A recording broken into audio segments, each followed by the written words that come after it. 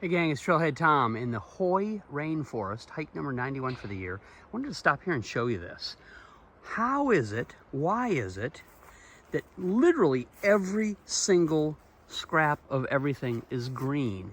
I'm here on a rare, sunny, sun-dappling, sun-filtering day.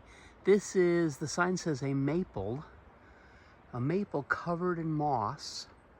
Why? Why does the forest look like this? Well, at the visitor center, they said they get 138 inches of rain a year in this part of the Olympic National Park Peninsula. Did a quick calculation. That's 1 inch of rain every 3 days. Think about that.